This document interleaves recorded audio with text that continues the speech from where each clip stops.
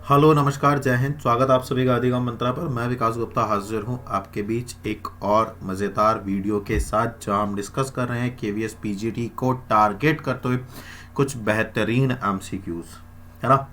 तो यहाँ पर जो हम एमसीक्यूज़ तैयार कर रहे हैं वो सीधे सीधे आपके एग्जाम पॉइंट ऑफ व्यू के लिए बहुत ज़्यादा इंपॉर्टेंट हैं।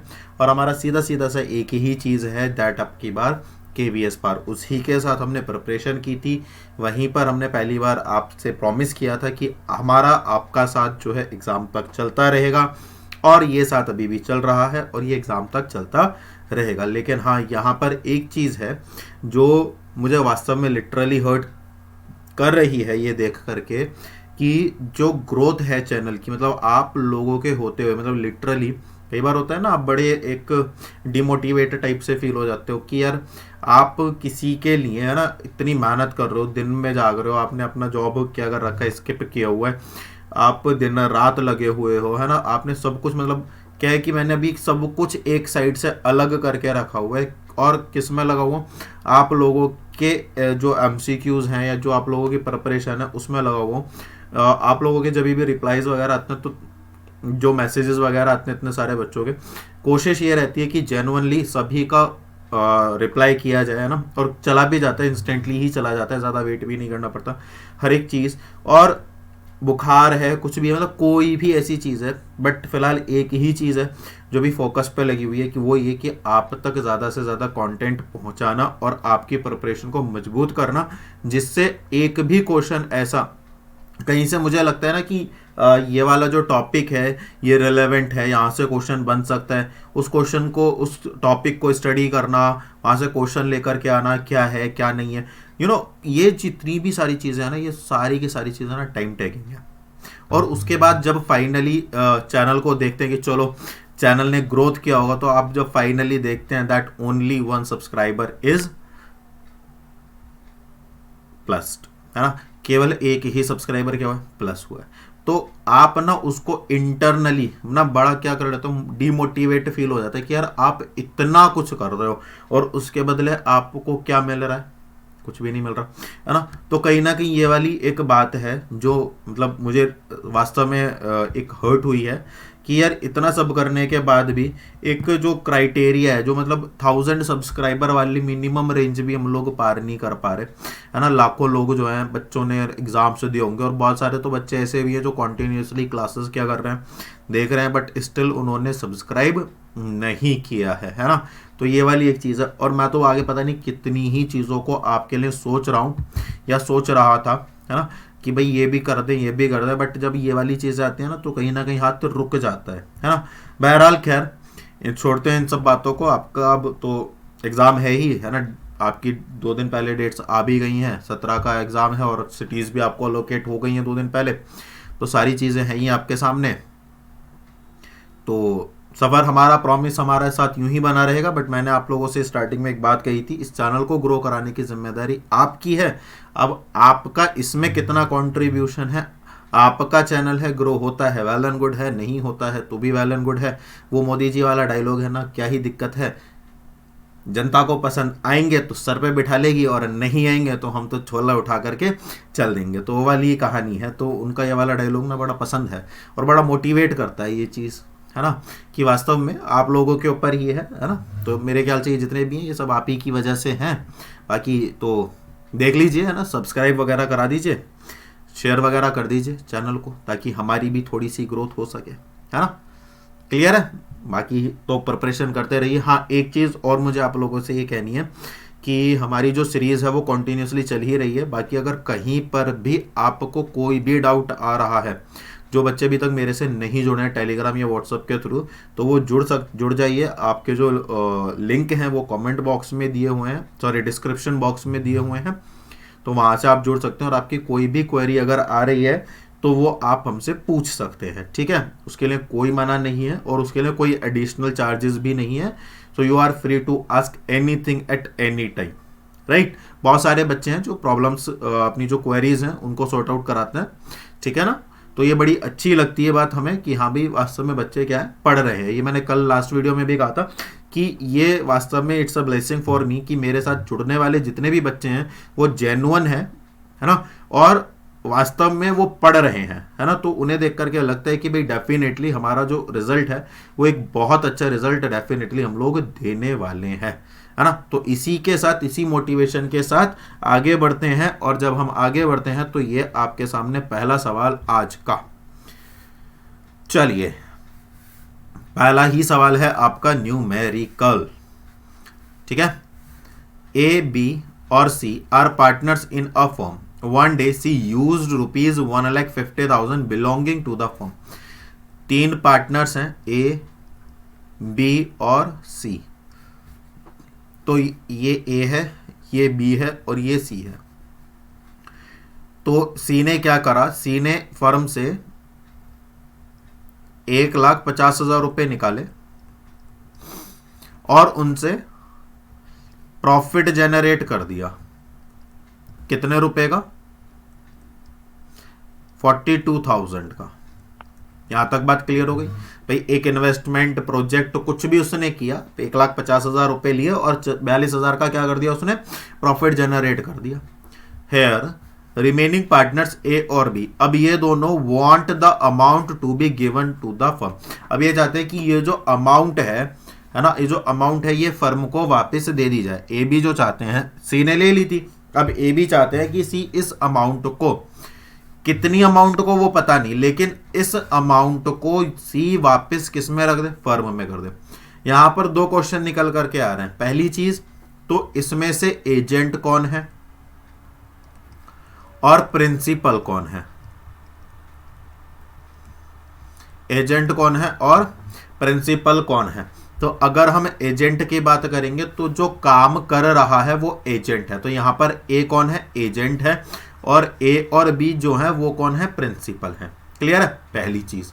दूसरी बात क्या है कि यहां पर ए ने कितना पैसा निकाला, 1,50,000। तो 1,50,000 तो फर्म को चाहिए ही चाहिए, लेकिन साथ साथ में जो 42,000 है ये भी फर्म को चाहिए। तो कुल मिलाकर के टोटल फर्म को कितने रुपए चाहिए, 1,92,000। तो अब करेक्ट ऑप्शन देख लो है क्या, ये रहा। तो यही आपका क्या हो जाएगा, करेक्ट आंसर हो जाएगा। Next, which of the following statement is not correct. इनमें से कौन सा कथन सही नहीं है। Vestibule training method is an expensive method. Apprenticeship method is not used for pipe fitter and welders. Internship method is used for CA students. Job rotation method is a very popular in banks. तो आपसे पूछा है कौन सा सही नहीं है। तो जो वेस्टिबल प्रशिक्षण विधि है वो एक महंगी विधि है। पाइप फिटिंग और वेल्डिंग के लिए जो अप्रेंटिसशिप प्रोग्राम होते हैं, मतलब शिक्षुता विधि जो होती है, उसका उपयोग नहीं किया जाता है। तीसरा जो है, सीए के छात्रों के लिए इंटर्नशिप विधि का उपयोग किया जाता है। या नौकरी रोटेशन, नौकरी का जो एक डिपार्टमेंट से दूसरे डिपार्टमेंट, दूसरे डिपार्टमेंट से चौथे डिपार्टमेंट, चौथे से पांचवे और पांचवे से वापस से पहले डिपार्टमेंट, ये जो रोटेशन होता है ये बैंक्स में बहुत ज्यादा क्या है, लोकप्रिय है। बताइए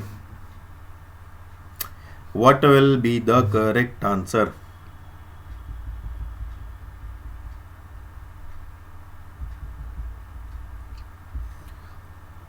तो जो करेक्ट आंसर इसमें जाएगा वो ये जाएगा, पाइप फिटर और वेल्डर के लिए शिक्षुता विधि का उपयोग नहीं किया जाता है। इनके लिए अप्रेंटिसशिप प्रोग्राम का ही यूज किया जाता है। अब यहाँ पर एक चीज ये देख लेते हैं कि जो वेस्टिबल ट्रेनिंग होती है ये क्या होती है। देखिए ये एक ना ट्रेनिंग, जब आप स्टाफिंग वाले चैप्टर में ट्रेनिंग पढ़ेंगे ना तो वहाँ पर 2 तरह की ट्रेनिंग होती है, एक तो ऑन द जॉब होती है और एक ऑफ द जॉब होती है। तो जब आप ऑन द जॉब और ऑफ द जॉब ट्रेनिंग को पढ़ेंगे ना तो उसमें ऑन द जॉब पर आपको दिखेगा कि एक वेस्टिबल ट्रेनिंग प्रोग्राम्स होते हैं। तो ये क्या होता है, जनरली आप अपनी क्वालिफिकेशन को कंप्लीट करते हैं। जैसे आपने क्या किया, आपको एयरफोर्स में जाना है ना, या आपको एयरलाइंस में जाना है, या सपोज करो आपने पायलट की जो एग्जाम वगैरह है वो कंप्लीट कर लिया and now you are becoming a pilot, right. अब आपको एरोप्लेन उड़ाना है, तो उसमें क्या किया जाएगा, आपको सीधा प्लेन नहीं थमा दिया जाएगा, लो ले जा करके उड़ा लो इसे, है ना। तो वो क्या करेंगे, वो आपको ट्रेनिंग प्रोवाइड करेंगे। तो जो एयरलाइंस होती हैं उनका जो प्लेन होता है उसकी जो कॉकपिट होती है उसमें बैठा करके बाकायदा आपको क्या किया जाता है, ट्रेनिंग प्रोग्राम प्रोवाइड कराया जाता है। तो उसी को क्या किया जाता है, कुल मिला करके जब आप किसी भी नई चीज को सीखने के लिए उन्हीं मशीनों का प्रयोग करते हैं तो वो वेस्टिबल ट्रेनिंग मेथड कहलाता है। क्लियर है। इंटर्नशिप आपको पता ही है क्योंकि आप सभी बीएड क्वालिफाइड हैं, तो जिनका 2 इयर्स में था उनकी भी ट्रेनिंग हुई थी, और जिनका 1 ईयर का प्रोग्राम था उनके लिए भी टीचिंग प्रोग्राम्स हुए थे इंटर्नशिप में, जब आपको मैक्रो टीचिंग के लिए बाहर जा करके पढ़ाना पड़ा था। तो एसईसीए के लिए ज़रूरी होता है। और जो जॉब रोटेशन है वो बैंक्स में बहुत ज़्यादा पॉपुलर है। आपने देखा होगा ना, जैसे एसबीआई या किसी भी बैंक में जाइए तो कोई व्यक्ति अगर कैशियर की पोजीशन पे बैठा हुआ है तो आपको पता भी नहीं है कि कब जा करके वो लोन वाले जो काउंटर उस पर बैठने लग जाएगा, है ना। तो वो बहुत कॉमन चीज़ है वहाँ पर। क्लियर है ये वाली बात। चलो next, marketing is the delivery of standard living, है ना। तो जो मार्केटिंग है, मार्केटिंग का जो मानक है वो जीवन का वितरण है। ये बात किसने कही है बताइए, ये बात किसने कही है?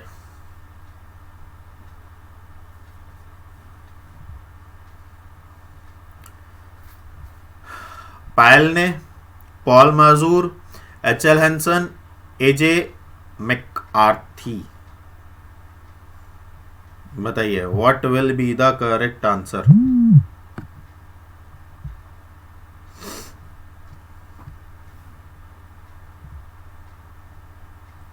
इसका जो करेक्ट आंसर जाएगा वो पॉल मजूर जाएगा, है ना। स्टैंडर्ड ऑफ लिविंग की बात कौन करते हैं? पॉल। स्टैंडर्ड लाइफ मजे में जीना, मजे से जीना, ठीक है। मजे से जीने के लिए क्या चाहिए? शॉपिंग चाहिए। तो शॉपिंग में मजे चाहिए तो वो कौन देता है? मजदूर देता है। क्लियर है बात ये वाली। चलो, बहुत ही घटिया रिलेशन है बट अच्छा है। The purpose of a business is to create a customer. जो बिजनेस का पर्पज होता है वो कस्टमर को क्रिएट करना होता है। तो यहां पर आप किसकी बात कर रहे हो? क्रिएट की। क्रिएट का वर्ड किससे जाएगा? सी से जाएगा, और सी जो मिलता है वो यहां पर मिलता है ना। तो यही आपका क्या हो जाएगा? कांडिफ and steel, still. Customer uh, create a customer, तो कनलिफ, क्रिएट कस्टमर। तो यहां पर आप अगर इसको भी रिलेट नहीं कर पा रहे हो तो सीधा सीधा सा आपका आ रहा है दैट इज सी यू, और यहां पर भी क्या है? सी यू। क्लियर है। तो जहां पर भी ये दोनों भाई भाई मिल जाते हैं वही आपका क्या हो जाता है? करेक्ट आंसर हो जाता है। Next, who firstly use the concept of Meta marketing. आप लोग फेसबुक, व्हाट्सएप, इंस्टाग्राम यूज करते हो, वहां पर आता है अब मेटा, मेटा वर्ल्ड, आभासी दुनिया, मेटा वर्ल्ड। तो इसमें आपसे पूछा है who firstly use the concept of Meta marketing. Meta marketing की अवधारणा देने वाले सबसे पहले व्यक्ति कौन थे, या इसका उपयोग किसने किया था? मेटा मार्केटिंग, तो इनका नाम है मेटा मार्केटिंग का यूज करने वाले जो थे वो थे प्रोफेसर एली ई जे। ठीक है। तो यही वह व्यक्ति है जिसने मेटा मार्केटिंग का सबसे पहले क्या किया है? यूज किया है। Next, which of the following statement is not correct? Consumer behaviour does not, पूछा, consumer behaviour does not help in formulating the production policies. मतलब कहना चाह रहा है कि उपभोक्ता व्यवहार उत्पादन नीतियों को तैयार करने में मदद नहीं करता है। दूसरा है consumer behaviour never remains fixed but is ever changing. जो कंज्यूमर का बिहेवियर है वो कभी भी तय नहीं होता है, जबकि उसमें हमेशा क्या होता रहता है? बदलता रहता है। क्लियर है बात ये वाली। तीसरा क्या है? Rational buying motives are dominated by head and minds. तर्क संगत खरीदारी जो होती है वो हमेशा सर और दिमाग की प्रभुत्वता के ऊपर होती है। मुझे ये खरीदना है, नहीं नहीं नहीं नहीं, अगर मैंने ये वाला सामान खरीद लिया तो ये इतने का बैठेगा, और अगर ये इतने का बैठेगा तो फिर मेरे को वहाँ पर पैसे कम पड़ जाएंगे, तो इसको नहीं लेते हैं। नहीं नहीं, एक काम करते हैं, इसको ले लेते हैं, बाकी का जो होगा ना वो बाद में देखा जाएगा, ठीक है ना, चलो ले लेते हैं या नहीं लेते हैं, है ना। तो ये जो एक चलता है ना कॉम्प्लेक्सिटी, ये वाली माइंड में चलती है ना कि यहाँ पर अच्छा होगा नहीं होगा, ये वो वाली चीज। तो जो rational buying motives are dominated by head and mind, तीस लास्ट है emotional buying motives are dominated by feeling of heart, भावनात्मक खरीद उद्देश्यों में दिल की भावनाओं का वर्चस्व है। वैलेंटाइन वीक चल रहा है ना, वैलेंटाइन वीक चल रहा है, तो यहाँ तो इमोशंस भी है, और इमोशंस हैं, दिल की बात है, कहनी भी है, तो जाहिर सी बात है उसका तो वर्चस्व होगा ही होगा, फीलिंग्स का तो वर्चस्व होगा ही होगा।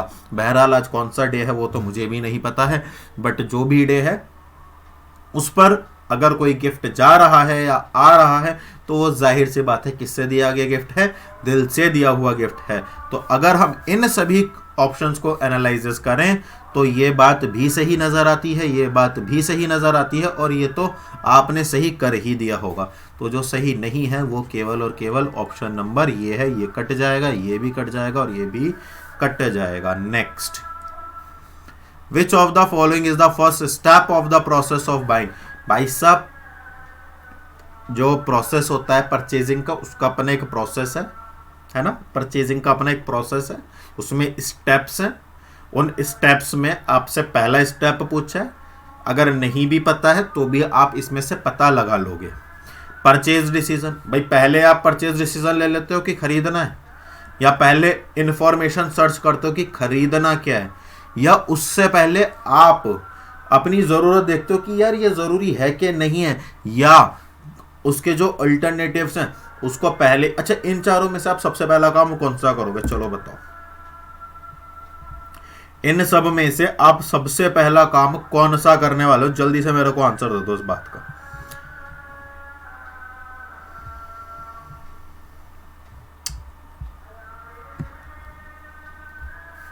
नीड रिकॉग्निशन, जरूरत है ना, क्या जरूरत कि भाई मुझे पहले इस चीज की आवश्यकता है, उसके बाद आप कोई चीज करेंगे ना। चलिए next, life insurance is related to, जीवन बीमा किससे संबंधित है, social need, safety need, self esteem और सेल्फ एक्चुअलाइजेशन। ये किसके स्टेप हैं, किसके स्टेप हैं ये, जरा उस थ्योरी का नाम बता दो और इस थ्योरी के फादर बता दो, पिताजी। थ्योरी और फादर और मिसिंग स्टेप बता दो। क्या बता दो, मिसिंग स्टेप बता दो। बताने वाले को एक चॉकलेट मिलेगी, चलो जो भी बताएगा उसको एक चॉकलेट मिल जाएगी। चलो बताओ फटाफट से, ठीक है, बता दिया, पॉज करके बता दो। जो भी इसका आंसर देगा उसको मेरी तरफ से एक चॉकलेट। तो बहरहाल लाइफ इंश्योरेंस किससे रिलेटेड है, वो लाइफ इंश्योरेंस हमेशा रिस्क को लेकर के लिया जाता है, ये बात ध्यान में रखें। आपका कंसर्न रिस्क को लेकर के होगा, ठीक है। ये इन्वेस्टमेंट के तौर पर देखा जाता है, ये बात सही है। इसमें दो होते हैं, एक तो होता है इन्वेस्टमेंट, एक होता है रिस्क। लेकिन फिर भी जब भी आप अपनी लाइफ का इंश्योरेंस कराते हो तो वो आप इन्वेस्टमेंट पर्पज से कम कराते हो, अपनी सेफ्टी और सिक्योरिटी पर्पज से ज़्यादा कराते हो कि भाई अगर कल को मैं नहीं रहा तो मेरी फैमिली का क्या होगा। तो ये वाला क्वेश्चन मार्क ना लगे उसके लिए आप क्या लगाते हो, लाइफ इंश्योरेंस लगाते हो, जो किस पर बेस्ड है, कंप्लीटली रिस्क पर बेस्ड है। और रिस्क किस में आता है, सेफ्टी एंड नीड्स में। क्लियर है। Next, main objective of physical distribution. तो मार्केटिंग का क्वेश्चन आ गया है, तो फिजिकल डिस्ट्रीब्यूशन का मेन ऑब्जेक्टिव क्या है, increase in sale, decrease transportation, timely delivery और नन ऑफ दी। 101% इसमें फंसोगे तुम, कई सारे बच्चे फंस जाएंगे इसमें। देखना जरा क्या है इसका सही आंसर।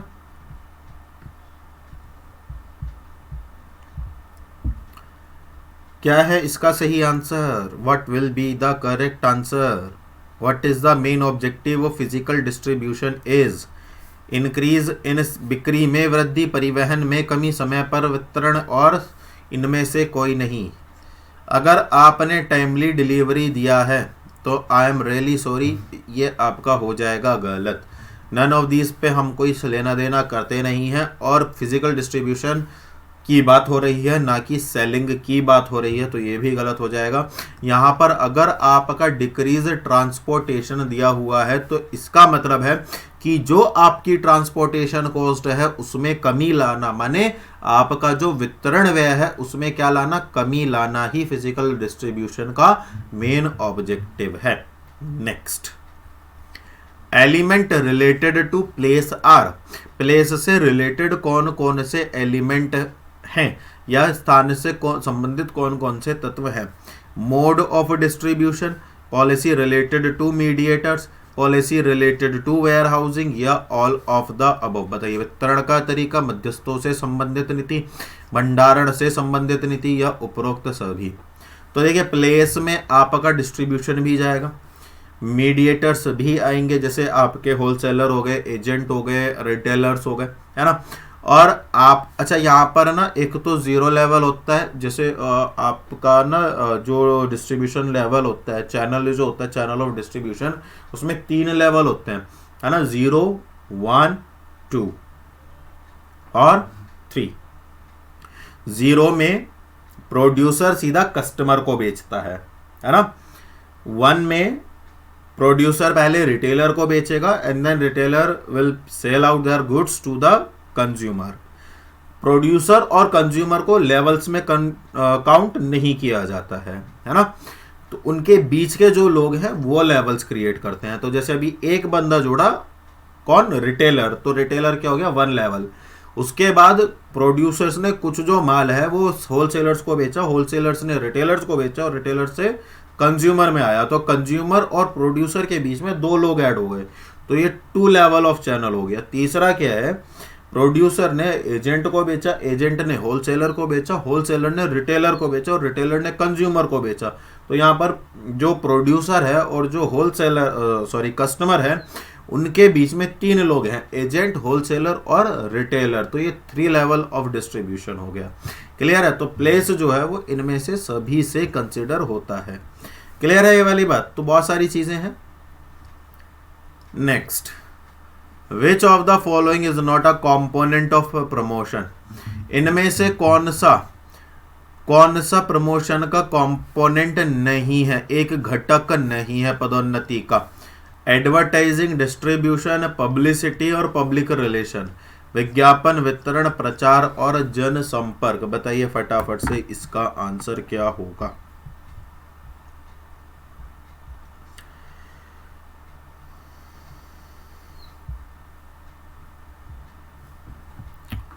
देखिए इसमें देखेंगे जरा, अगर आप इसमें ऑड 1 भी कहता, प्रमोशन को छोड़ दो, अगर ऑड 1 भी कहता तो एडवर्टाइजमेंट क्या कराता है, सेल्स इंक्रीज कराता है, पब्लिसिटी सेल्स इंक्रीज कराता है, पब्लिक रिलेशन सेल्स इंक्रीज कराता है, और जो भी हमारा सेल इंक्रीज करा रहा है वो क्या है, प्रमोशन है।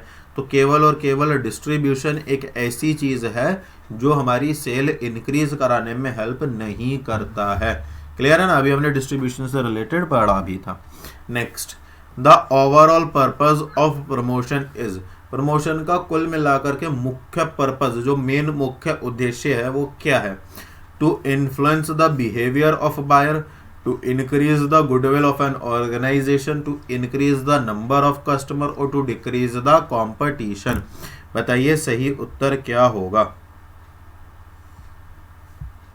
What will be the correct answer. तो इसका जो सही है, देखिए सही पूछा है ना, हाँ। तो overall purpose of promotion, promotion का पर्पस गुडविल नहीं होता है, गुडविल के लिए प्रमोशन नहीं किया जाता है। नंबर ऑफ कस्टमर से कोई लेना देना नहीं है, मतलब हाँ ठीक है, ये ठीक है, प्रमोशन से नंबर ऑफ कस्टमर बढ़ जाएंगे। और कंपटीशन रिड्यूस होगा, नहीं, कंपटीशन तो रिड्यूस नहीं होगा। अच्छा एक बात बताओ, आप मार्केट गए, हाँ, आप जब मार्केट गए तो आप कोई प्रोडक्ट खरीद करके लेकर के आए, ठीक है। वो जब आप प्रोडक्ट खरीद करके लेकर के आए तो सवाल ये है कि आपने उस ही प्रोडक्ट को क्यों खरीदा। अब और भी तो कोई दूसरा खरीद सकते थे, या फिर आपके हाथ में मोबाइल फोन है, लैपटॉप होगा, कोई गैजेट होगा, टैब होगा, आपने उस ही कंपनी का, उस ही मॉडल का, उस ही रेंज में जो है क्यों खरीदा, कोई दूसरा क्यों नहीं खरीदा। रीजन इज दैट कि कहीं ना कहीं उनकी जो एडवर्टाइजिंग थी, उनका जो मार्केटिंग था, उनका जो आपको प्रोडक्ट को इंट्रोड्यूस करने का जो तरीका था वो आपको बड़ा अच्छा लगा, उसके फीचर्स आपको अच्छे लगे, तो आप क्या हुए, आप इन्फ्लुएंस्ड हुए ताकि आप उस प्रोडक्ट को खरीद सके। जैसे आप रिबॉक के या किसी भी कंपनी के शोरूम में गए या किसी भी दुकान पर गए, तो वहां पर आप स्लीपर्स खरीदने के लिए गए, तो जैसे आपने कहा कि मुझे फ्लेक्सिबल घर के लिए स्लीपर्स चाहिए, तो दुकानदार ने क्या करा, दुकानदार ने एक स्लीपर निकाली और उसने उसको पूरी तरह से कर देता है ना, पूरा बढ़िया से मोड़ देते हैं, उसने मोड़ दिया और उसने कहा कि ये लीजिए, ये बिल्कुल फ्लेक्सिबल है और इसमें ना थोड़े डॉटेड डॉटेड बने हुए हैं, तो ये क्या करेगा, ये आपके पैरों को फिसलने नहीं देगा, तो आप किचन में आसानी से काम कर लेंगे। और इसके पीछे जो सोल लगा हुआ है वो भी क्या लगा हुआ है, बिल्कुल पावरफुल लगा हुआ है, जो आपको स्लिप करने में क्या करेगा, मदद करेगा। फिर आपका अचानक से ध्यान गया किसी एक और स्लीपर पर, तो आपने उससे कहा कि ये वाली भी दिखा दो, तो जब उसने आपको वो वाली स्लीपर दिखाई तो उसने कहा कि आपके लिए ना यही सूटेबल है। तो इसका मतलब क्या है कि कहीं ना कहीं वो आपको इन्फ्लुएंस कर चुका है उस प्रोडक्ट को लेकर के। तो आपने कहा कि ये सही नहीं है, कि हाँ सही है, अच्छी है, लेकिन मैं आपको यही प्रेफर करूंगा, तो आप क्या करोगे कि हाँ भैया ठीक है, यही वाली क्या कर दो, पैक कर दो। तो जैसे ही उसने पहली बार आपको बिल्कुल मोड़ करके, जैसे होता है ना कपड़े को बिल्कुल निचोड़ देता है, वैसे करा था, तभी आप इन्फ्लुएंस्ड हो गए थे कि भाई चप्पल लेनी है तो मुझे यही वाली लेनी है। तो सबसे ज्यादा जो प्रमोशन का पर्पस होता है वो बायर के बिहेवियर को इन्फ्लुएंस करना होता है। आई होप ये क्लियर हुआ होगा।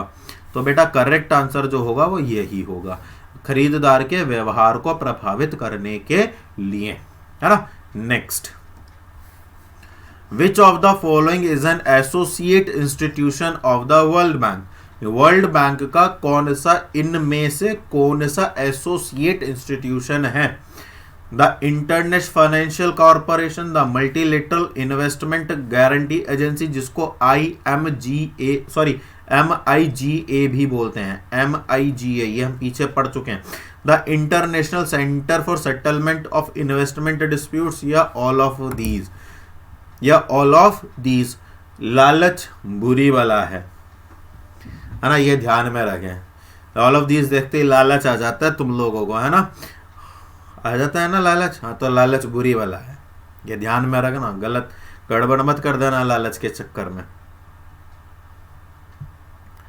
तो इसका करेक्ट आंसर क्या होगा, इसका करेक्ट आंसर होगा ऑल ऑफ दीज। अब यहां पर देखो, अब जैसे ही मैंने आप लोगों से कहा कि ऑल ऑफ दीज, लालच में मत आ जाना, तो तुरंत क्या हुआ, आप इन्फ्लुएंस्ड हो गए कि यार अगर सर बोल रहे हैं, सर हमेशा बोलते हैं कि ऑल ऑफ दीज लालच बुरी बला है, तो वहां पर ऑल ऑफ दीज नहीं होता है, लेकिन यहां पर कभी कभी लालच कर भी लेना चाहिए, क्योंकि KVS का सवाल है, और KVS में नौकरी अगर लग जाए और उसका अगर हमें लालच हो तो क्या ही बात है। तो इसी के साथ फटाफट से हैशटैग कर दो अब की बार KVS पार के साथ। तो चलिए चलेंगे नेक्स्ट पर, और नेक्स्ट क्वेश्चन ये रहा आपके सामने। द इंटरनेशनल डेवलपमेंट एसोसिएशन, जिसको हम IDA भी बोलते हैं, तो IDA क्या है, प्रोवाइड फाइनेंस फॉर।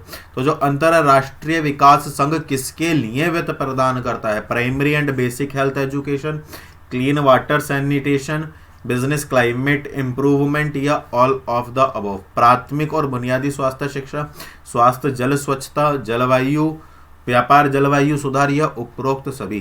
तो डेवलपमेंट एसोसिएशन जो है, तो देखिए प्राइमरी और बेसिक हेल्थ एजुकेशन से भी डेवलपमेंट होगा, क्लीन वाटर सैनिटेशन से भी डेवलपमेंट होगा, और बिजनेस क्लाइमेट इंप्रूवमेंट से भी क्या होगा, डेवलपमेंट होगा। तो आपका जो सही आंसर जाएगा वो D ही जाएगा। क्लियर है। नेक्स्ट, जय और क्रिश पार्टनर है, प्रॉफिट शेयरिंग रेशो इक्वली है, J drove 80,000 at the end of every month for 6 month. ठीक है भाई, 80,000 रुपये निकाल रहे हैं। कितने महीनों के लिए निकाला है? 6 महीनों के लिए निकाला है। मल्टीप्लाई बाय एंडेड 30 सितंबर, तो 1 अप्रैल से 30 सितंबर हो गया, तो 6 महीने हो गए। अच्छा, कितने परसेंट के लिए? 5% के लिए। तो इसका टाइम पीरियड निकाल लो एंड ऑफ द मंथ के लिए। तो 1 2 3 4 5 और 1 6 है ना। 1 2 3 4 5 और 1 6। तो पहली ड्राइंग तो यहाँ पर की है, दूसरी, तीसरी, चौथी, पांचवी और छठी। तो फॉर्मूला क्या है? फॉर्मूला क्या है? First time left after first drawing. पहली आहरण के बाद कितना समय बच रहा है यहाँ से यहाँ तक का? 5 महीने, प्लस समय अवधि अंतिम आहरण के बाद। अंतिम आहरण कब किया? यहाँ पर तो 0 आ गया, डिवाइडेड बाय 2। तो कितना आंसर आ गया? 2.5। तो इसका मतलब है 2.5 मंथ के लिए क्या निकलेगा? ये आंसर निकलेगा। और जब आप इसका करेक्ट आंसर निकालोगे तो 8 6 48, 4,80,000 हो जाएगा। और 4,80,000 का जब आप 5% निकालते हो तो 24,000 हो जाएगा। और जब 24,000 को आप 12 से डिवाइड करते हो कितना आ जाएगा? 2,000 आ जाएगा। कितना आ जाएगा? 2,000 आ जाएगा। और 2,000 की जब आप 2.5 में मल्टीप्लाई करते हो तो आपके पास आंसर निकल करके आता है 5,000। 2 दूनी 4 प्लस आधा 1, that is equal to 5,000। Clear है ये वाली बात? तो चलिए इसी के साथ नेक्स्ट क्वेश्चन ये रहा आपके सामने। विच of the following statement is true? इनमें से कौन सा कथन सही है? Cash flow statement can be equated with the income statement.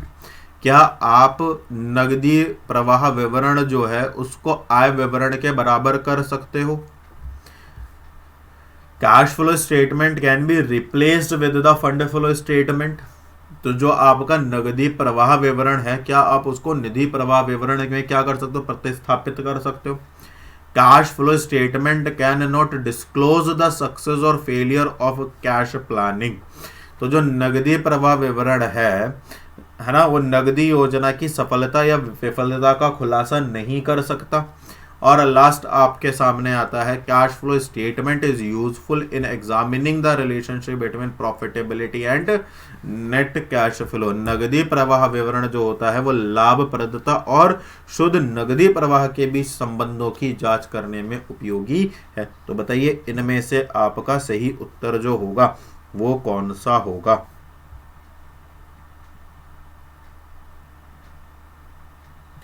What will be your correct answer? Income statement गलत हो जाएगा। फंड फ्लो स्टेटमेंट और कैश फ्लो स्टेटमेंट दोनों अलग अलग होते हैं। ये कैश प्लानिंग की फेलियर और सक्सेस को ही डिस्क्लोज करता है, ये भी गलत हो जाएगा। तो एक ही ऑप्शन बच रहा है D. Next, odd 1, demand deposit with cash, cash में जाएगा। Disposal of long term assets, investing में जाएगा। Principal revenue producing activities, finance में जाएगा। Short term highly liquid investment, cash equivalent में जाएगा। जैसे मार्केटेबल सिक्योरिटीज होती हैं, मार्केटेबल सिक्योरिटीज वो कैश इक्विवेलेंट में। बताइए सही आंसर क्या होगा? ए, बी, सी या डी? देखिए, जो भी आपका प्रोड्यूसिंग एक्टिविटीज से रेवेन्यू जनरेट होता है, किससे? प्रोड्यूसिंग एक्टिविटीज से आपका जो भी रेवेन्यू क्या होता है? जनरेट होता है, वो किस में जाता है? वो आपका ऑपरेटिंग में जाता है। किस में जाता है आपका? वो ऑपरेटिंग में जाता है, ना कि फाइनेंसिंग में। तो यही आपका क्या होगा? करेक्ट आंसर होगा। Next, which of the following is also known as working capital ratio? कार्यशील पूंजी अनुपात के रूप में आप इनमें से और किसे इस अनुपात के बारे में जानते हो? माने कार्यशील पूंजी अनुपात का दूसरा नाम क्या है? घर का नाम क्या है उसका, जिससे आप जानते हो? जैसे आपका नाम होगा ना, जैसे विदुषी है किसी का नाम, तो उसको विशु बुलाते होंगे, यशु बुला लेते होंगे, है ना। तो इसी तरह से जो वर्किंग कैपिटल रेशियो है उसका घर का नाम क्या है?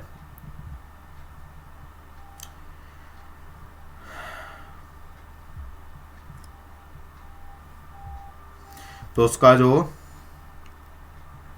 घर का नाम है वो है करंट रेशियो। क्या है? Current ratio. तो यही आपका इसका घर का नाम कहलाएगा।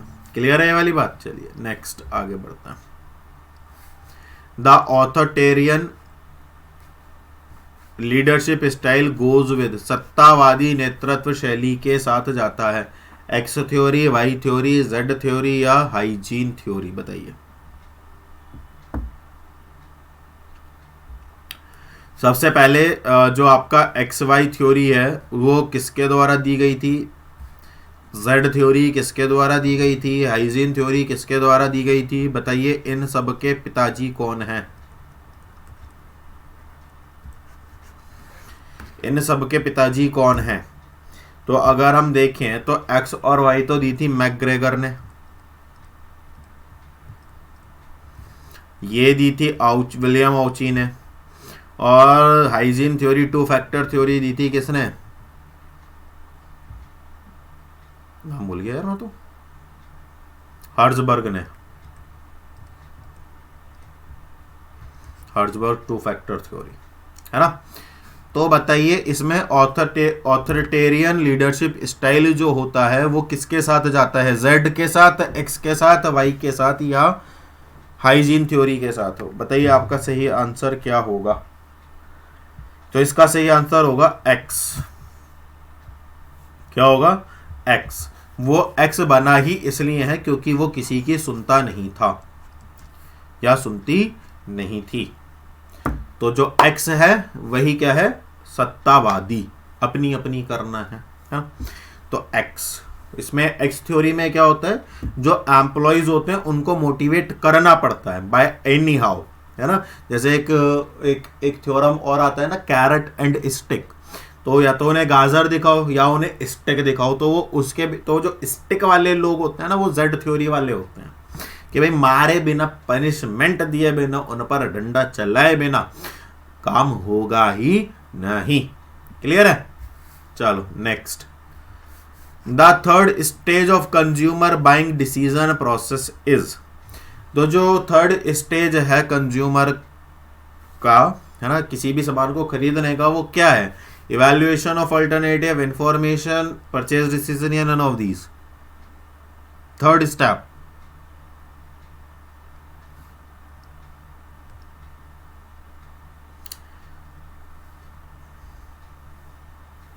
तो सबसे पहले क्या आता है? सबसे पहले आता है डिस्कवर करेंगे आप, है ना? फिर उसके बाद क्या करेंगे? एक्सप्लोर करेंगे। फिर क्या करेंगे? इवैल्यूएट करेंगे। फिर क्या करेंगे? उसमें इंगेज होंगे और फिर फाइनली आप उसको खरीद लेंगे। तो ये कुल मिलाकर के 5 स्टेप होते हैं। तो तीसरे पर क्या है? इवैल्यूएट। तो जब इवैल्यूएट की बात करते हैं तो इवैल्यूएशन आ जाता है। ठीक है, पहले आप सोचोगे कि क्या खरीदना है, नीड रिकॉग्नाइज करोगे। फिर जब आप नीड रिकॉग्नाइज करोगे तो आप अल्टरनेटिव सोचोगे कि भाई कौन सा अल्टरनेटिव ज़्यादा बेहतर सा है। फिर आप उन्हें क्या करोगे? इवैल्यूएट करोगे। जब आप एक फाइनली अल्टरनेटिव्स को इवैल्यूएट कर लोगे तो आप उसमें से बेस्ट जो है उसको निकाल लोगे और फिर फाइनली आप उसको खरीदने के लिए अपना माइंड सेट कर लोगे और आप फाइनल में उस सामान को खरीद लोगे। तो यही क्या है? इसका प्रोसेस है। नेक्स्ट आगे बढ़ते हैं। Staffing function does not includes, staffing function में इनमें से क्या शामिल नहीं है? प्लेसमेंट, सिलेक्शन, परफॉर्मेंस अप्रिसिएशन या स्पैन ऑफ कंट्रोल? बताइए इनमें से कौन सा शामिल नहीं है? तो जो करेक्ट आंसर जाएगा स्पैन ऑफ कंट्रोल, जो नियंत्रण की अवधि है, जिसे किसने दिया था? मार्किनस ने दिया था, है ना? तो ये सॉरी ग्रेक्यूनस ने दिया था, मार्किनस बोल गया, ग्रेक्यूनस ने दिया था। तो ये थ्योरी जो है ना, ये वाली कहानी है, स्टाफिंग का पार्ट नहीं है। ठीक है, next. On the job training does not include, on the job training में क्या इंक्लूड नहीं होता है? जॉब रोटेशन बिल्कुल इंक्लूडेड है, प्लान्ड प्रोग्रेशन बिल्कुल इंक्लूडेड है, सेंसिटिव ट्रेनिंग, संवेदनशील ट्रेनिंग ऑन द जॉब नहीं होती है, टेम्परेरी प्रमोशन जो होता है वो क्या है? ऑन द जॉब ट्रेनिंग है। तो आपका जो सही आंसर चला जाएगा वो सेंसिटिव ट्रेनिंग के साथ चला जाएगा। क्या ये यहां तक की बात समझ में आ गई? नेक्स्ट।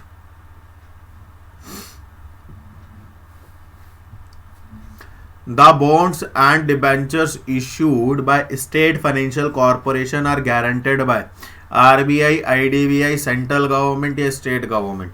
राज्य वित्त निगम द्वारा जारी किए गए बॉन्ड और डिबेंचर की गारंटी किसके द्वारा दी जाती है, बताइए।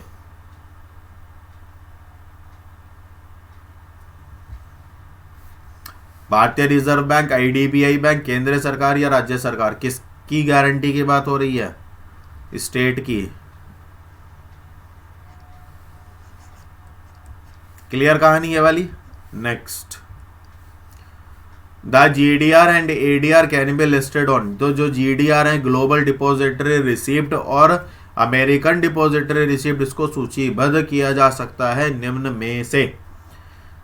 लग्जमबरी stock exchange, New York stock exchange, over the counter exchange of India या any of the overseas stock exchange, बताइए।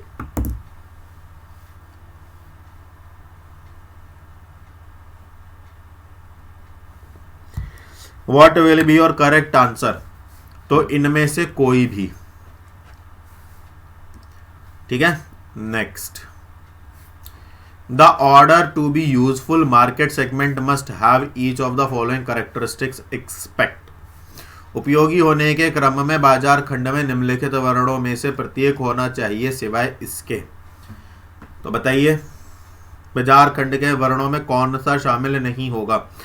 अभिगम्यता, एक्सेसिबिलिटी, अडेप्टेबिलिटी, अनुकूलनशीलता, मेजरेबिलिटी, स्वास्थ्य की संभावना, मेजरेबिलिटी स्वास्थ्य की संभावना, मेजरेबिलिटी जो परिणात्मक हो, है ना, जिसको आप मेजर कर सकते हैं, सस्टेनेबिलिटी जो पर्याप्त है ना, जो सस्टेन कर रहा है। तो आपसे पूछा है to each of the following except order to be useful. The order to be useful market segment must have each of the following characteristics। Market segment में कौन कौन से होते हैं? तो एक्सेसिबल होता है, एडेप्टेबल होता है और मेजरेबल होता है। आप देख ये तीनों चीजें कर सकते हैं, मतलब आप एसेस भी कर सकते हैं कि हमें क्या चीज़ करनी है, क्या नहीं खरीदनी है, कितना खरीदना है, कितना बेचना है, वो सारी चीज़ें। अडप्ट भी कर सकते हैं कि भाई जो स्ट्रेटेजी नई मार्केट में चल रही है आपने उसको अडप्ट कर लिया, और साथ साथ में आप अपनी जो भी मार्केट है उसको क्या कर सकते हो, उसको आप मेज़र भी कर सकते हो। लेकिन सस्टेनेबिलिटी वाली जो बात हो जाएगी वो यहाँ पर हो जाएगी गलत। ठीक है, तो यही आपका क्या होगा correct answer. Next, which element of the promotion mix do wholesale primary use. थोक मुख्य रूप से प्रचार मिश्रण में किस तत्व का उपयोग करते हैं? Trade show, public relation, advertising या पब्लिक सेलिंग। व्यापार, जनसंपर्क, विज्ञापन, व्यक्तिगत बिक्री। बताइए क्या होगा आपका सही answer in case of wholesaler, है ना, होलसेलर के केस में। बताइए क्या होगा आपका करेक्ट आंसर। तो यहाँ पर जो हम करेक्ट आंसर है उसके साथ जो हम चलने वाले हैं, तो वो आंसर आपका ना ट्रेड शो होगा, ना पब्लिक रिलेशन होगा और ना एडवर्टाइजमेंट होगा, वो होगा व्यक्तिगत बिक्री। जितने भी होलसेलर हैं वो व्यक्तिगत अपने जितने भी ग्राहक हैं उनको व्यक्तिगत रूप से ही सामान को क्या करते हैं, सप्लाई करते हैं। क्लियर है। नेक्स्ट,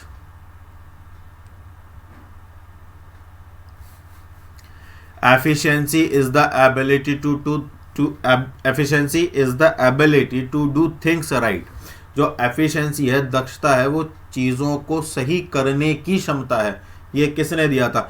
इनमें से जो भी आपको नाम सबसे ज़्यादा पसंद और सबसे ज़्यादा बार पढ़ा हुआ हो ना, वही इसका आंसर आएगा। बताओ, चलो अब तो इसका आंसर बता दो, हिंट दे दिया। Peter F Drucker. Peter F Drucker किसकी बात करते हैं? एफिशिएंसी की बात करते हैं। क्लियर है। तो ऑप्शन नंबर ए जो होगा वो क्या हो जाएगा, सही हो जाएगा। ये मुर्रे है, मुर्रे, कभी इसको मुर्री समझ लो, मुर्रे, है ना। Next, the micro environment of a business is also known as. देखिए एनवायरमेंट जो होता है बिजनेस का वो दो तरह से फ्लक्चुएट करता है, एक तो डायरेक्ट और एक इनडायरेक्ट। जैसे सपोज करो आपकी ट्रेड पॉलिसीज चेंज हो गई, तो वो आपको सीधा सीधा इफेक्ट नहीं डालेगा, बल्कि वो आपको इनडायरेक्ट तरीके से इम्पैक्ट डालेगा। ठीक है, जनरल तरीके से कह सकते हैं। और वहीं पर अगर अगर आपके कस्टमर्स इन्फ्लुएंस हो गए, आपके एम्प्लॉयज ने स्ट्राइक कर दी, तो वो सीधा सीधा आपके बिजनेस को प्रभावित करेगा। तो ऐसे एनवायरनमेंट जो बिजनेस को सीधे तरीके से क्या करते हैं, अफेक्ट करते हैं, उन सभी चेंजेस को या एटमॉस्फेयर्स के एलिमेंट्स को क्या कहा जाता है, डायरेक्ट एक्शन एनवायरनमेंट। तो इनमें से कोई भी सही नहीं होगा सिवाय किसके, ए के। क्लियर है ये वाली बात। चलो नेक्स्ट पर आ जाओ। तो जब हम नेक्स्ट की बात करते हैं तो हमारे सामने आता है विच of the following is not a non financial technique of motivation. इनमें से कौन सी टेक्निक नॉन फाइनेंशियल कहलाती है। तो मोटिवेशन की दो टेक्निक होती है, एक तो फाइनेंशियल और एक नॉन फाइनेंशियल।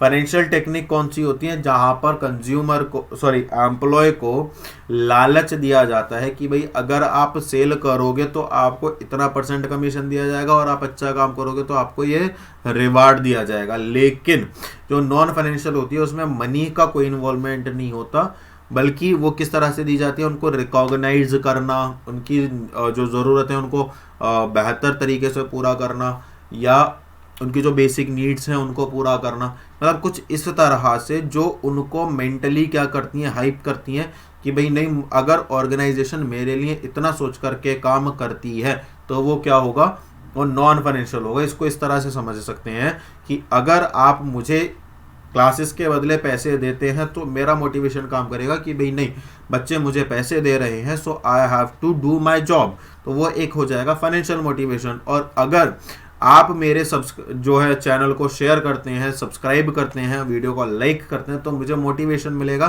कि नहीं भाई जो बच्चे हैं वो पढ़ रहे हैं, उनको वीडियो पसंद आ रहा है और इस कारण से जो चैनल है वो रैपिडली क्या कर रहा है, ग्रो कर रहा है। तो अगर ये दोनों ही चीज़ें होंगी तो कहीं ना कहीं मेरा जो मोटिवेशन लेवल है वो क्या हो जाएगा, बढ़ जाएगा। तो इसलिए इसका जो सही आंसर जाएगा वो क्या जाएगा बताइए, present recognition, security of job, fringe benefits या डेलीगेशन ऑफ अथॉरिटी। बताइए, प्रशंसा और मान्यता, नौकरी की सुरक्षा, फ्रिंज लाभ या प्राधिकरण में नियोजन।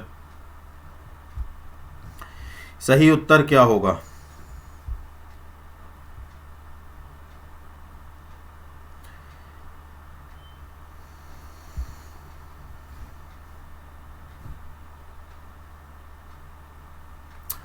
तो ना तो ये होगा, ना ये होगा और ना ही ये होगा। ये तीनों के तीनों जो दिए हुए हैं, ये तीनों के तीनों आपके क्या दिए हुए हैं, नॉन फाइनेंशियल। हमसे पूछा नॉन फाइनेंशियल है, नहीं है।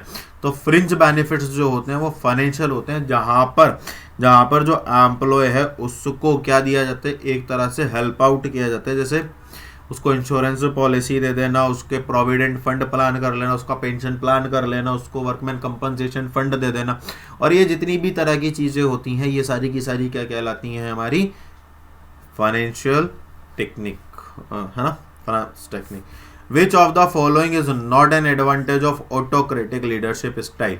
निम्न में से कौन सा निरंकुश नेतृत्व का लाभ नहीं है? It improve structure work for employ, it helps in creativity of subordinate, it permits quick decision, या it provides strong motivation for the leader।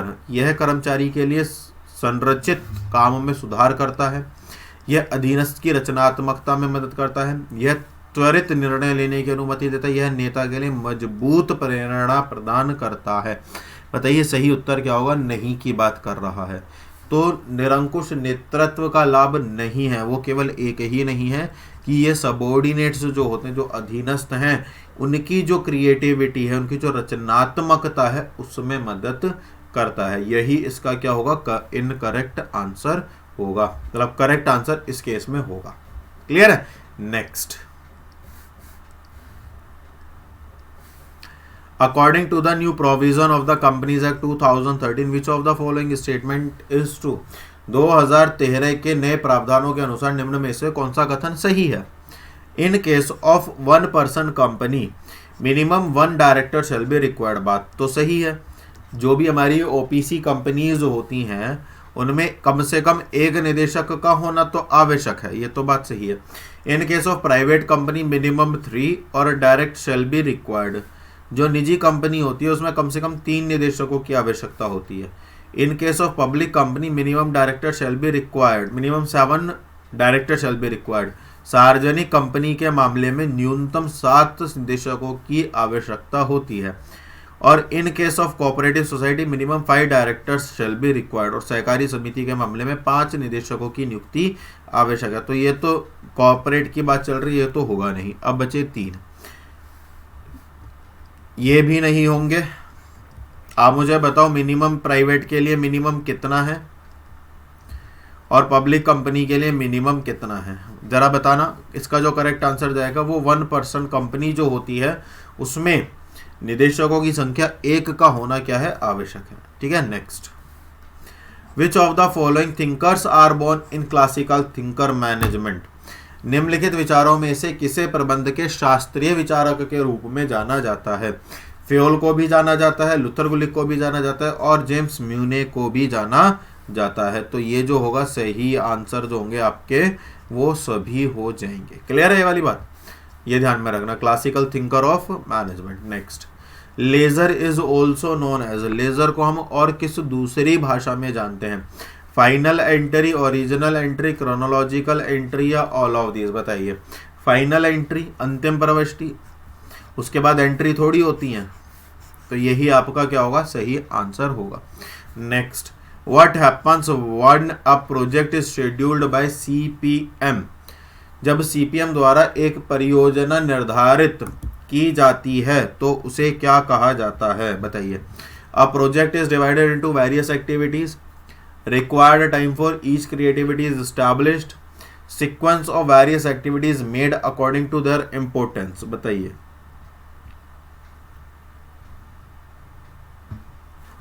CPM क्या होगा, तो ये क्या करता है बेसिकली, सीपीएम क्या करता है, क्रिटिकल पाथ मेथड है। क्या है ये, क्रिटिकल पाथ मेथड है, जिसमें जो एक्टिविटीज हैं उनको क्या कर दिया जाता है, शॉर्ट पार्ट्स में डिवाइड कर दिया जाता है। तो यही जो होगा इसका वो मोस्ट अप्रोप्रिएट आंसर लगता है, बाकी नहीं है। क्लियर है।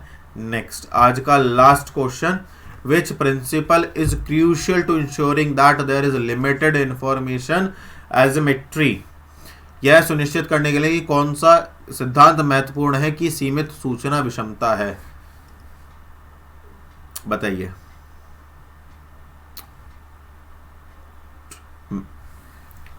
कोई भी सूचना किसी भी अकाउंट्स में रिकॉर्ड करना मैंडेटरी होता है ना। क्यों होता है, principle of convention, principle of prudence, principle of indemnity या प्रिंसिपल ऑफ डिस्क्लोजर। अगर कन्वेंशन की बात करूं तो ये पहली बात तो प्रिंसिपल नहीं होते हैं, प्रिंसिपल को 2 पार्ट्स में डिवाइड किया हुआ है, एक तो प्रिंसिपल, एक तो कॉन्सेप्ट और एक कन्वेंशन। तो हमारे 3 कन्वेंशंस हैं, पता है किसी को, हमारे जो हैं वो 3 कन्वेंशंस हैं। इन तीनों के नाम दोगे, बताओगे जरा फटाफट से, जो हमारे 3 कन्वेंशंस हैं उनके क्या क्या नाम हैं।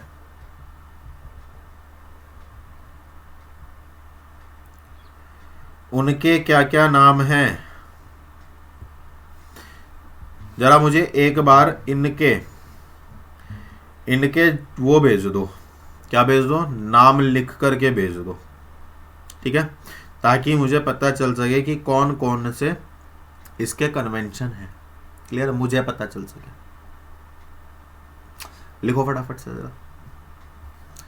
जैसे छोटे बच्चे होते हैं ना, तो छोटे बच्चों को ये बोल दो कि बेटा ये कैसे होगा, तो अगर उसे नहीं भी आता होगा ना तो भी वो उसको उनको बताने, ये ना ऐसे ऐसे ऐसे ऐसे ऐसे ऐसे होता है। तो वही चीज़ मैं आप तुम लोगों को बोल रहा हूँ कि मुझे बताओ कि कौन कौन से होते हैं। पहली चीज़, जो प्रिंसिपल ऑफ प्रीड्यूएंस है, एक प्रिंसिपल ऑफ इंडेमनिटी है, तो इंश्योरेंस से रिलेटेड है। किससे रिलेटेड है ये, इंश्योरेंस से। प्रीड्यूएंस जो होता है उसमें हम जो एक्सपेंसेस और लॉसेस हैं उन्हें उसी वक्त रिकॉर्ड कर लेते हैं जिस वक्त वो हुए हैं या जिस वक्त हमने उनको रिकॉग्नाइज किया है, तो वो प्रीड्यूएंस कहलाता है। और दूसरा लास्ट वाला बच रहा है फुल डिस्क्लोजर। हाँ जी, ये वाला क्या है आपका बिल्कुल सही है। और लास्ट में thank you so much for watching this wonderful video and giving your precious time which will definitely help you in your KVS exams. ये जितने भी क्वेश्चंस हैं, आज ज़्यादातर क्वेश्चंस मैंने उनका लेवल थोड़ा नॉर्मल मॉडरेट रखा है, ताकि आपके जो क्वेश्चंस हैं, मतलब इतना भी मॉडरेट नहीं था, कहीं ना कहीं आप फंसे ज़रूर होंगे। तो कुल मिलाकर के कुछ एक ऐसे क्वेश्चंस हम लोग लेकर के आए हैं जो आपके एग्जाम्स के लिए बहुत ज़्यादा क्या है, रेलेवेंट हैं और इम्पोर्टेंट हैं, और ये सभी क्वेश्चंस आप बहुत ध्यान से करिए, ठीक है। और बाकी आपकी प्रिपरेशन अच्छी चल ही रही होगी और कुछ दिन बच रहे हैं, तो अपनी प्रिपरेशन को मजबूत करके रखिए। वही फिर एक बात है कि ज़्यादा कुछ नया नहीं पढ़िए, अब आप केवल जितना कर चुके हैं आप केवल उसी पर अपना ज़्यादातर फोकस कीजिए, ठीक है। अपने माइंड को थोड़ा सा रिलैक्स करना शुरू कीजिए, ताकि जो अभी तक आपने उसको एक बर्डन दे रखा था वहाँ से थोड़ा सा रिलैक्सेशन मोड में जाए, क्योंकि 3 घंटे आपको कंप्यूटर पर बैठना है और अपना एग्ज़ाम क्या करना है, देना है। तो उसके लिए ज़रूरी है कि आपका मेंटली प्रेशर जो है वो रिलीज़ होना, ताकि आप आसानी से क्वेश्चंस को और एमसीक्यूज को अटेम्प्ट कर सकें और जल्दबाजी में किसी भी कारण से आपका एमसीक्यू गलत ना हो। क्लियर है? तो अपने आप को थोड़ा सा मॉडरेट और नॉर्मल करना शुरू कीजिए, ताकि आप एग्जाम्स को अच्छे से क्वालिफाई कर पाएँ। बाकी आप सभी को ढेर सारी शुभकामनाएं। अगर आपको लगता है कि वीडियो पसंद आया है और इन्फॉर्मेशन रिलेवेंट है, और अगर आपको लगता है कि कहीं ना कहीं हाँ जी जो अधिगम मंत्र है उसने वास्तव में हमारी बहुत ज़्यादा हेल्प करी है, so don't forget to share and like and subscribe the channel. Hit the like button of the video and also the subscribe button. Take care. मिलेंगे कल और कुछ नए क्वेश्चंस के साथ। तब तक ख्याल रखिए, खुश रहिए, मस्त रहिए। जय हिंद।